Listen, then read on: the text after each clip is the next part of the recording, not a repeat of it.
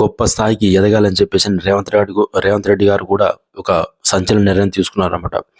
ఇక మన తెలంగాణలో ఒక టాలీవుడే కాదు, ఒక బాలీవుడే కాదు, ఒక కోలీవుడే కాదు, ఒక మాలీవుడే కాదు, ఒక శాండల్వుడే కాదు, హాలీవుడ్ రేంజ్లో హాలీవుడ్లో సినిమాలు ఎట్లా తీస్తారో అదే సినిమాలు మన హైదరాబాద్ తెలంగాణలో తీసేటట్టు ఫిల్మ్ ఇండస్ట్రీని డెవలప్ చేస్తామని చెప్పేసి అని రేవంత్ రెడ్డి గారు కూడా హామీ ఇచ్చారనమాట.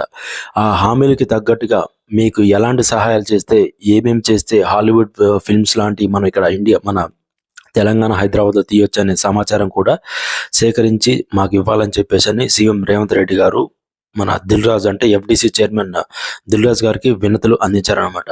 అయితే దిల్ రాజు గారు కూడా ఖచ్చితంగా సార్ మీరు చెప్పిన విధంగా మేము చేస్తామని చెప్పి దిల్ రాజు గారు కూడా ఒక ప్రామిసింగ్ చెప్పారు.